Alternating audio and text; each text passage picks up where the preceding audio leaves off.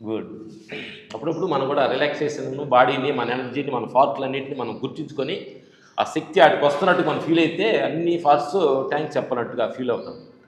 అంటే మనం ఈ పనుల మీద 24 అవర్స్ ఈ పనుల మీద మనం వాటిని మర్చిపోయి ఇబ్బంది పడుతున్నాం అన్నమాట. Thanks, thank you.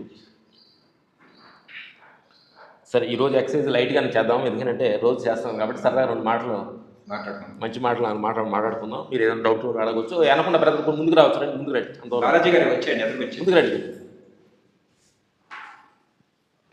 రండి, పక్కన రండి. సెంటర్ రేనా పర్లేదు, సెంటర్ కొంచెం ముందు ముద్దమ్మలు కూడా మీరు ముందుకు రండి, కూర్చున్నాం. గుడ్.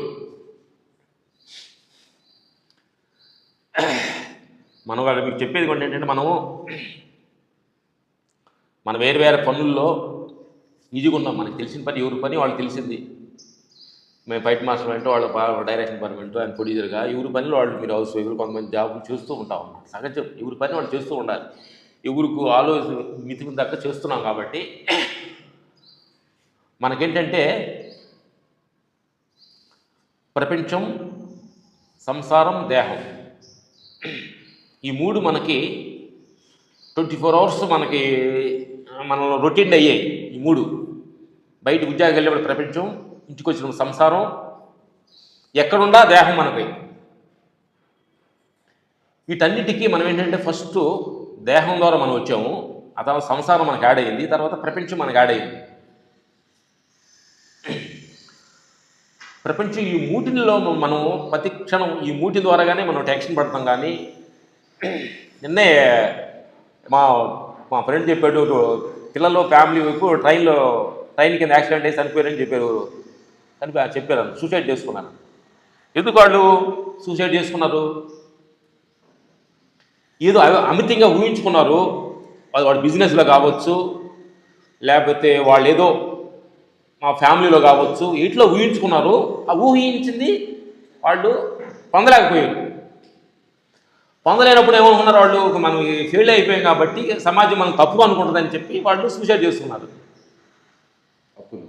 అప్పులు. అప్పుడు ఏంటంటే ఏంటంటే ప్రతి మనుషులు మనం ఈ ప్రపంచంలో ప్రతి వాళ్ళు మనం ఊహించుకుంటాం. బిజినెస్లో లాభం రావాలని కోరుకుంటాం, ఎవరు నష్టం రావాలని కోరుకోం. సహజంగా జరుగుతుంది. కానీ ఏంటంటే ఈ ప్రపంచం ఏంటంటే చీకటి పడటం, తెల్లారటం, ఇవాళ తెల్లారితే రేపు, అట్లాగా ప్రతి క్షణం మారుతుంది. కానీ ఒకే రకంగా ఉండదు, అంటే ప్రకృతిలోనే ఉంది. అర్థమైందా? ఇది మనం ఏంటంటే ఈ సహజంగా మనం ఏం తెలుసుకోవాలంటే ప్రకృతిలోనే లాభం, నష్టం. ఒకరోజు ఆనందంగా ఉంటాం, ఒకరోజు దుఃఖంగా ఉంటాం, ఒకరోజు చిన్నది అడుగుతే ఒకరోజు అడగదు. ఇవన్నీ సహజంగానే ఈ ప్రపంచం ఈ 3 లోపల నిరంతరం మారుతుందనే సంగతి మనం తెలుసుకోవాలి. ఈ లాభ నష్టాలు మారే వచ్చాయే. మనం ఏమనుకోవాలంటే మన షాపు నష్టం వచ్చిందంటే ఇంకో షాపు వాడికి లాభం వచ్చింది. అర్థమైందా? వాళ్ళకి నష్టం వస్తే మనకు లాభం వచ్చింది. ఈ ప్రపంచం అంతా ఒక చైన్ సిస్టమ్ లాగా ఉంటుంది తప్ప నష్టం అంటే ఎవరికి లేదు. కానీ మనం అందరం వసుదేక కుటుంబం అని కానీ మనం ఏ భావంతో మనం కానీ మనసు లోపల మనం తలుచుకుంటే, నాకు నష్టం వచ్చిందంటే పక్కన షాప్ వాడికి లాభం వచ్చిందంటే మన ఫ్రెండే, మన తమ్ముడే అనుకుంటే మనం హ్యాపీగా ఉంటాం. అర్థమైందా? వాడు బాగున్నాడు, నేను లాస్ అయ్యాను, నాకే ఎందుకు జరిగింది అని ఎప్పుడైతే నా మీద ఎందుకు జరిగిందని ఫోకస్ చేసినప్పుడు మనం ఈ డిప్రెషన్కి వెళ్ళటం, మన జీవితం మీద ఎరెక్ట్ కలవటం, సూసైడ్ చేసుకునే వాళ్ళు చాలామందిలో జరుగుతుందన్నమాట. అందుకని నా మిత్రులారా, చూస్తున్నా నా ఒళ్ళు అందరూ ఏంటంటే ఇదంతా అప్ అండ్ డౌన్స్ సహజం, లాభ నష్టాలు సహజం, పుట్టుక మరణం సహజం. అర్థమైందా? బాల్యం సహజం, యవనం సహజం, వృద్ధాప్యం సహజం. టోటల్గా మారుతుంది. టోటల్గా ఇప్పుడు మాట్లాడుకునే మాట కొద్ది క్షణాల్లో ఈ మాట లేదు, ఈ గాలి లేదు, ఈ వాతావరణం లేదు, ఇది మారుతుంది.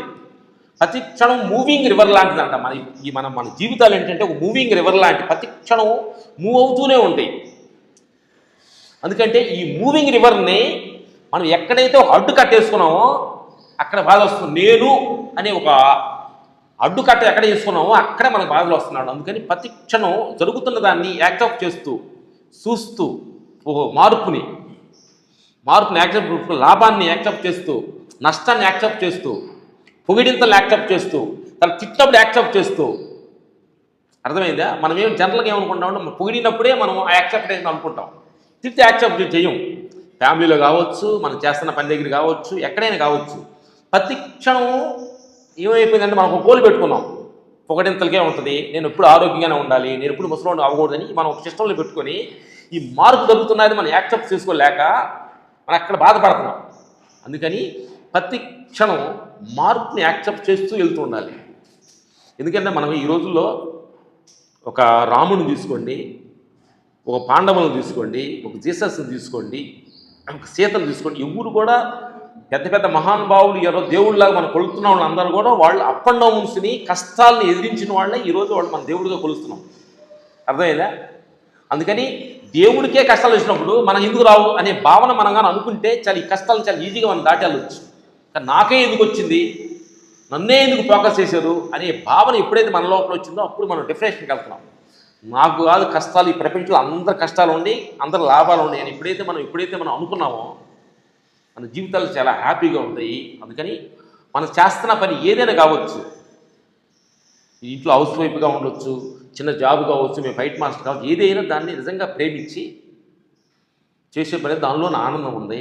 ప్రతి క్షణం నడుస్తున్నప్పుడు ఆనందం. ఒక బస్ స్టాప్కి మనం ఏదో ఆటో కోసం బస్ స్టాప్కి వెళ్ళాం, బస్సు రాలా, ఆ 10 నిమిషాలు నువ్వు టెన్షన్ పడి బస్సులని టైం చూసుకునే కొంటాడు, ఆ 10 నిమిషాలు చిన్న రిలాక్స్, ఈ 10 నిమిషాలు నేను కూర్చుని ఈ 10 నిమిషాలు ఇక్కడ కూర్చునే అవకాశం నాకు దొరికిందని చెప్పి ఆ సిచ్యువేషన్స్ని ఆ వైబ్రేషన్ కానీ మనం యాక్సెప్ట్ చేసుకొని కానీ మనం ఉంటే అదే ఆనందం. నీకు బస్సు రాలేదు టెన్షన్ పడుతున్నావు అనుకోండి, నీకు బీపీ పెరుగుతూ ఉంటుంది, టెన్షన్ పెరుగుతూ ఉంటుంది. అందుకని కాబట్టి కారులో వెళ్తున్నావు, టైర్ పంచర్ అయినప్పుడు ఇక్కడ ఆగామనుకోండి, ఈ వాతావరణం చూడవు, ఇక్కడ ఆగానంటే వెళ్తున్నాడు అందరూ చూడు, టైర్ పంచర్ అయ్యింది దాకా చూసుకో, ఇది అట్లా ప్రతి క్షణం ఓ ట్రైన్ ఆగింది, ఎందుకు ఆగిందంటే ఆ క్షణం అక్కడేం చూస్తున్నాం. ప్రతి సిచ్యువేషన్స్ని ఏదే జరిగిన దాని లోపల మంచిని చూడగలిగాం అనుకోండి, మనం యాక్సెప్ట్ చేస్తే తప్ప ఇది ఎందుకు ట్రైన్ ఎందుకు ఆగింది, ఇక్కడ పంచర్ ఎందుకు అయింది, ఇట్లా క్వశ్చన్ మార్కులో మన జీవితం వేసుకుంటూ వెళ్తూ ఉన్నప్పుడు మన టెన్షన్ బీపీ వస్తుంటుంది. అది అవుతూనే ఉంటుంది, ఏ సమయం ఏం జరగాలో జరుగుతూనే ఉంటుంది. ఎందుకంటే మనం పుట్టంగానే మన సినిమా రిలీజ్ అయిపోయింది. భగవాన్ రమణులు ఏమంటారంటే, పుట్టంగానే నీ షాప్ రిలీజ్ అయింది, పలానా ఊర్లో నువ్వు జాబ్ చేయాలి, పలానా నీకు భార్య రావాలి, 2 మంది పిల్లలు రావాలి, ఉద్యోగం చేయాలి, ఈ భార్య ద్వారా కష్టాలు, భర్త ద్వారా కష్టాలు, ఈ మొత్తం సినిమా రిలీజ్ అయిపోయింది. కాబట్టి ఆ సినిమా రిలీజ్ అయిన దాన్ని నెక్స్ట్ సీన్ అయితే మనకు తెలియదు. కరెక్టా కదా?